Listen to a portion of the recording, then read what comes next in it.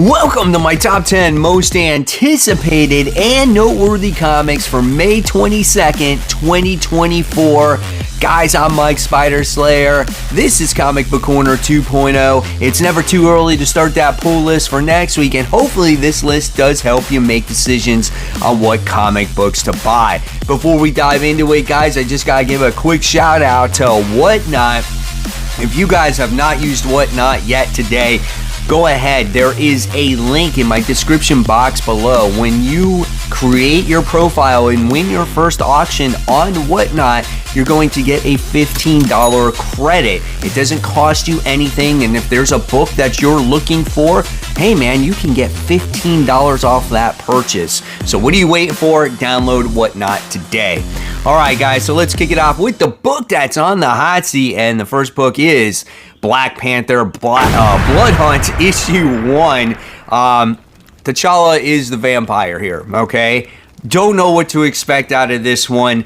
I think this is a little bit of a lighter week when it comes to comic books, and there's a lot of Marvel books that are tied into Blood Hunt, so it's hard to pick some really exciting books this week. But you know, when it comes to Black Panther, he's not my favorite character to begin with, so him as a vampire, I don't know if it makes it worse or if it makes it better, so we'll see.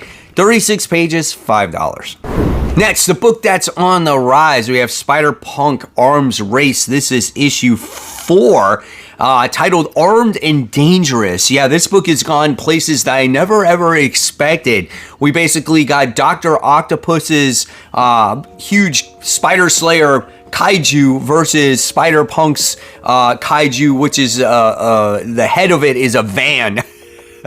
Where did this book actually go? I have no idea, but it's pretty badass, dude. I like it. Spider-Punk is pretty cool. It has this distinctive artwork, and it got pretty dark in the, second issue and third issue. So we'll see what happens, man. This is 32 pages. This is $4, and there's legacy numbering on this. Legacy numbering 9. Why? So here we go. Coming in on the top 10, we have, I hate to say this, Power Girl. This is issue 9. The only reason why it's on here is because it's a tie-in to the House of Brainiac. And even though I wasn't a huge fan of that Power Girl last issue that tied into the House of Brainiac, it had some cool battle moments in there. You had Lobo's people, the Zarians, who are trying to take over Metropolis, and then there was this particular weapon that turned a motorcycle into like a motorcycle dragon. It's almost like I wanna actually read the train wreck and see if it gets worse or if it gets better. So I don't know. We'll see. Not a fan of this series, but it's tied into House of Brainiac. So this one's 32 pages, and this one's $4. All right, coming in at number 9, we have Universal Monsters, Creature of the Black Lagoon Lives. This is issue 2.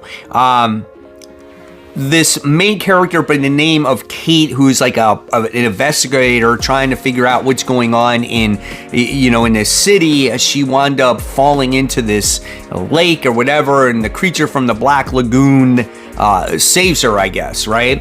I have no idea where the story is going. There was not a lot of creature in that first issue, so I don't know. We'll see, but I love Universal Monsters, and I'm in it for the ride here. So this one is a $5 comic.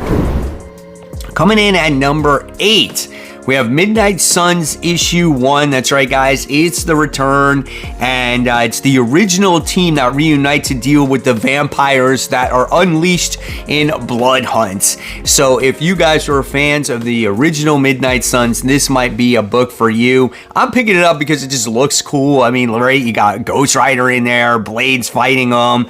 So why not, right? 36 pages. This one is $5. Coming in at number 7, this is a book from Image Comics. I think this is called Grommets. This is issue 1. This is a mini series. These are two best friends that live in Sacramento in the suburbs back in 1984. And this is when the, skateboarding culture and punk rock were just like at its height or just taking off or whatever it is.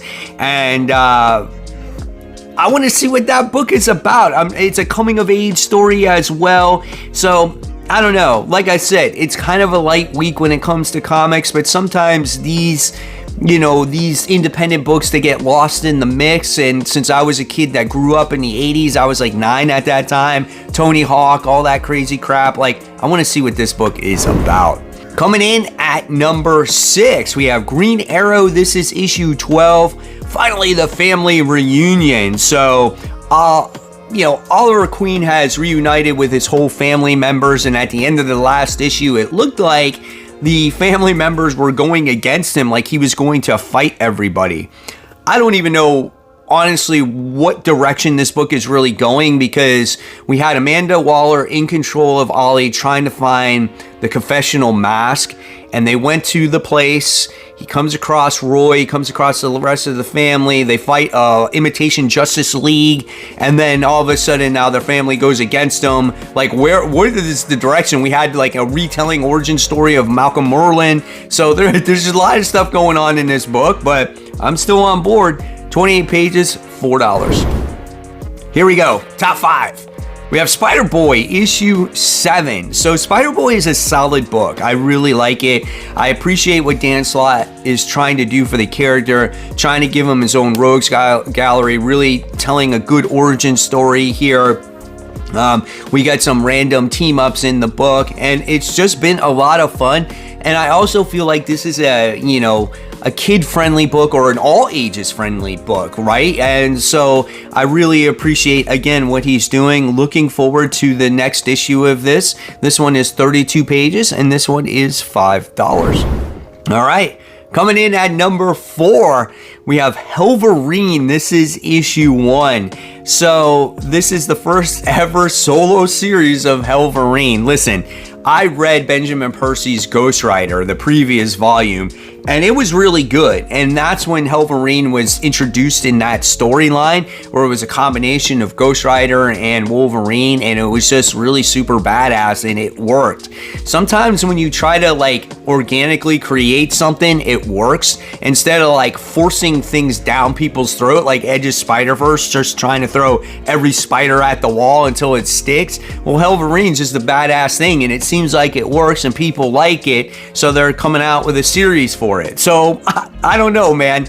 We'll see if it's any good. 36 pages, $5. Number 3, we have Wolverine Milestone issue 50. This is it, the final showdown between Sabretooth and Wolverine. It all comes to a conclusion here. Overall, it's been a pretty good series. I think there's a few issues here and there that haven't been that great, especially the last issue. I just thought maybe it was just a calm before the storm. Let's call it that, right? Where we're diving into Sabretooth's mind, a last-ditch effort to maybe rehabilitate him so it avoids that confrontation. Yeah, that's not going to happen. Like, Sabretooth and Wolverine are going to go at it here. We'll see what happens. Big boy book, legacy numbering 392, 60 pages for $8. Coming in at number 2, we have Avengers Twilight. This is issue 6. The end game has come. A horrific bomb has been dropped and its fallout can't be contained. Avengers and Defenders rise up to save the world, but death stalks them all. The sun-shattering series concludes here in this epic you have to see to believe. So the last issue was great. We got to see the Avengers fight like the Red Skull.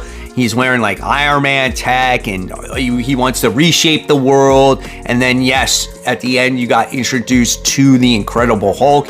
Obviously, it's not a spoiler at this point because he's literally on the freaking cover. So I just want to see this happen, man. I didn't even think the Hulk would show up in this series. That's how maybe dumb I was. Like, I wasn't even expecting or sitting there going, where's the Hulk, right? It's like all this time we've been slowly getting introduced to all the Avengers, and then Hulk makes his appearance at the end of the last one. Great story, man. Chip Zdarsky did a great job with this one. 40 pages, $5.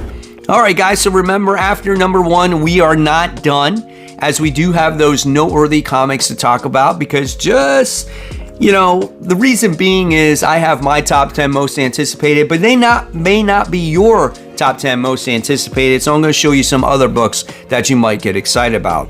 But my number 1 most anticipated comic of the week goes to none other Then the Ultimate Spider-Man, this is issue 5. So we have the secret history of Harry Osborn here. How does the heir apparent of Oscorp become a masked vigilante? And what does Green Goblin know of the true status of the world he lives in?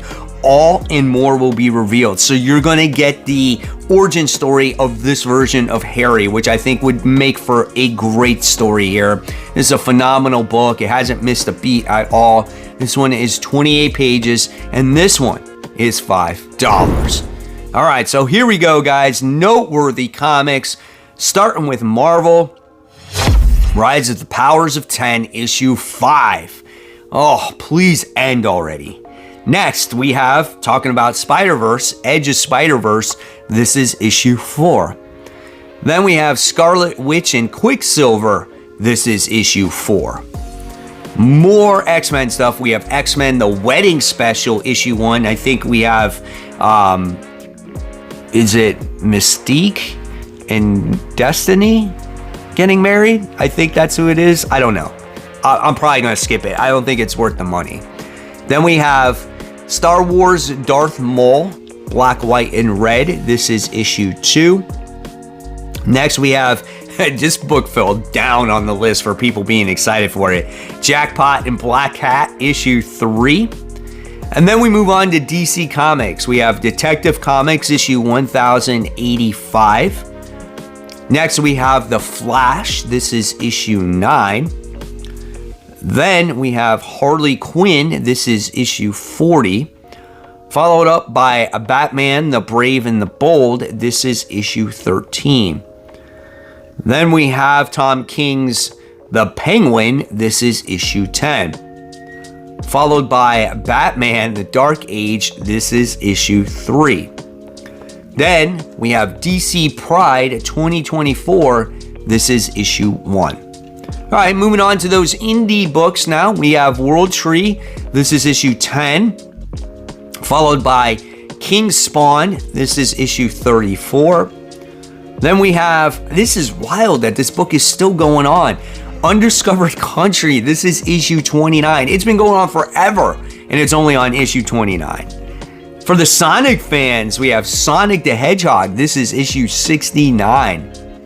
Then we have Mighty Morphin Power Rangers The Return, issue 4. Great series. If you're a Power Rangers fan, I highly recommend it. I'm not a Power Rangers fan, and I like it, so it's good. Then we have Red Sonja. This is issue 11. So there you guys have it. There are my top 10 most anticipated and noteworthy comics for May 22nd, 2024. I want to know in the comments below what you guys are most excited for that particular comic book week, if there's anything that you're excited for. And of course, I'll leave you more content right here for you to click on. And guys, remember, support the local comic shops. Keep buying, keep collecting, but always remember, read your comics so we can have great comic conversation. Guys, thank you so much. I'll see you on the next one.